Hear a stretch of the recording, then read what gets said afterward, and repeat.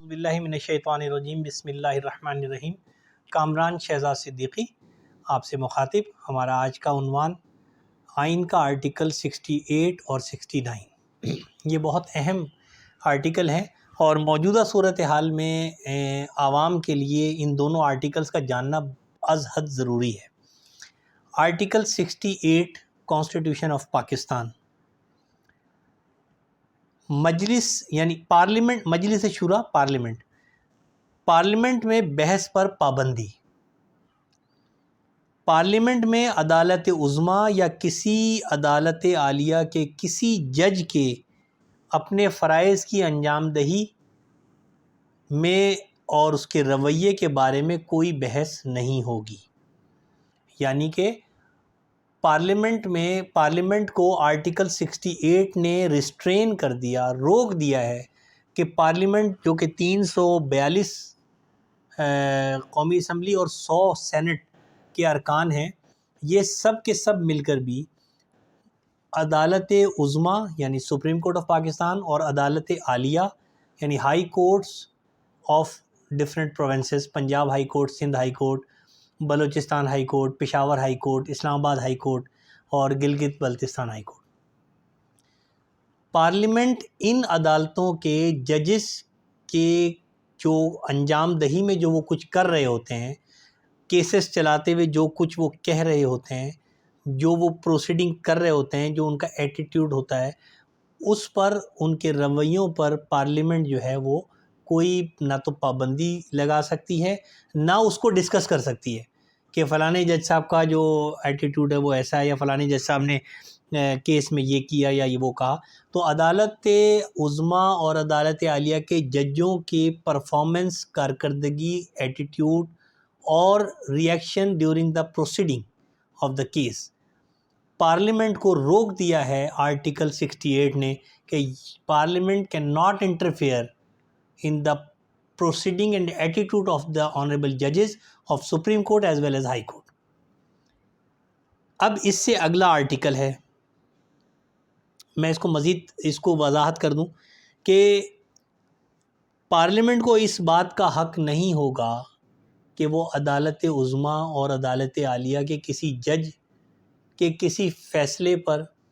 کسی کارروائی پر، کسی ایٹیٹیوڈ اور کنڈکٹ پر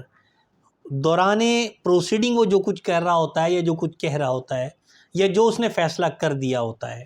اس پر پارلیمنٹ جو ہے وہ کوئی بھی رائے نہیں دے سکتی، نہ اس کو ریورس کر سکتی ہے، نہ اس کو سیٹ اسائڈ کر سکتی ہے۔ اس کا پروسیجر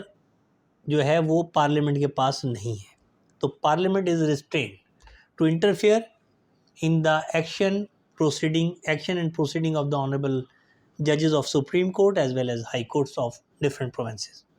آرٹیکل 68۔ اب آرٹیکل 69، اس سے اگلا آرٹیکل، اس میں کیا ہے؟ پارلیمنٹ کی کارروائی کی تحقیقات نہیں کر سکتی عدالتیں۔ آپ غور کیجئے، آرٹیکل 68 پارلیمنٹ کو روک دیا عدالت عظمیٰ اور عدالت عالیہ کے معاملات میں انٹرفیئر کرنے سے، اور آرٹیکل 69 عدالت عظمیٰ اور عدالت عالیہ کو روک دیا پارلیمنٹ کی کارروائی میں انٹرفیئر کرنے سے۔ پارلیمنٹ میں کسی بھی کارروائی کے جواز پر ضابطہ کار کی کسی بے ضابطگی کی بنا پر عدالت میں اعتراض نہیں کیا جا سکے گا۔ It means during the proceeding of the parliament کی کارروائی کے دوران اگر کوئی بے ضابطگی پائی جائے تو عدالت عظمیٰ یا عدالت عالیہ اس کو ٹیک اپ نہیں کر سکتے، اس میٹر میں انٹرفیئر نہیں کر سکتے۔ نمبر 2، پارلیمنٹ کا کوئی افسر یا رکن جسے دستور کی یعنی قانون کی روح سے اس کے تحت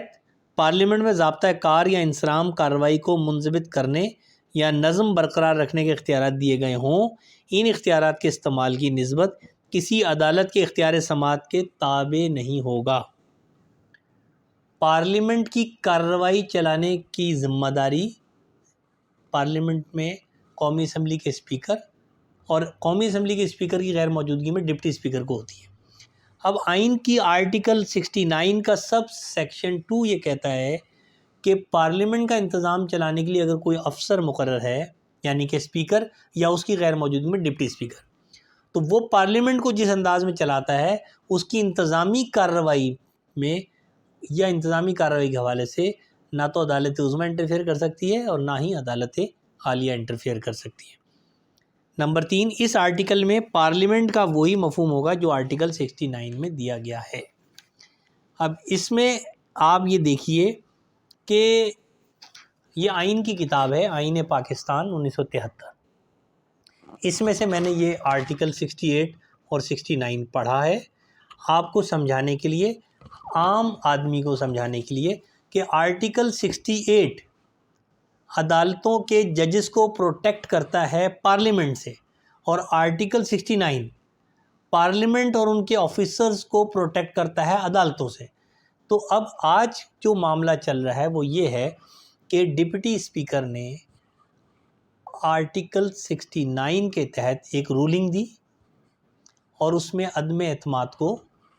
ریفیوز کر دیا، ریجیکٹ کر دیا۔ Although the matter is sub judice before the Honorable Supreme Court of Pakistan، عدالت عظمیٰ میں مقدمہ پینڈنگ ہے، لہٰذا اس کا رزلٹ کیا آئے گا اس پر ہم کامنٹس نہیں کر سکتے، لیکن آرٹیکل 68 اور آرٹیکل 69 میں نے پڑھا، اس کا مطلب یہی ہے کہ آرٹیکل 68 کو میں پروٹیکشن ہے ججز کو پارلیمنٹ سے، اور آرٹیکل 69 میں پارلیمنٹ کے آفیسرز کو یا رکن کو پروٹیکشن ہے جوڈیشری سے۔ یہ بیلنسڈ ہے، آئین میں بہت ہی زبردست ہے۔ تو اس کا مطلب یہ ہے کہ میری رائے میں،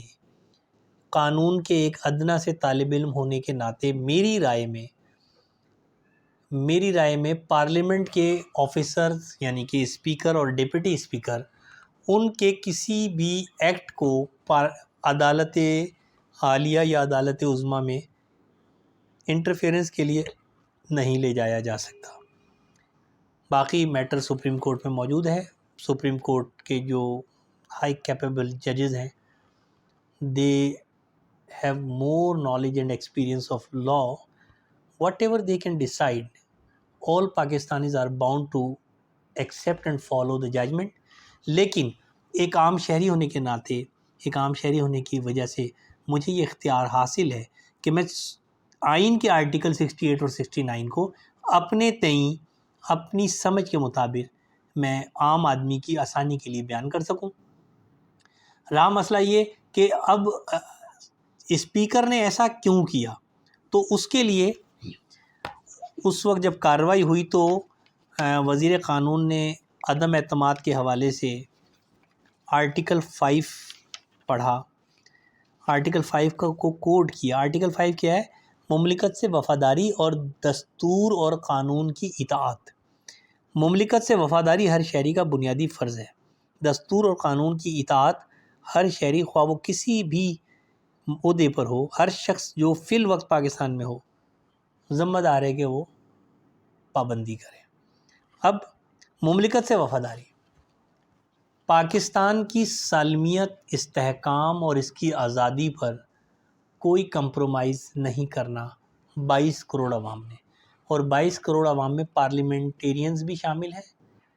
اور جوڈیشل آفیسرز بھی شامل ہیں، مسلح افواج کے افسران بھی شامل ہیں، بیوروکریسی بھی شامل ہے، وکلا اور ججز بھی شامل ہیں، اور ہر شخص چاہے وہ ٹھیلا بھی چلاتا ہے وہ پابند ہے کہ پاکستان سے وفاداری پر سٹینڈ لے۔ یہ جو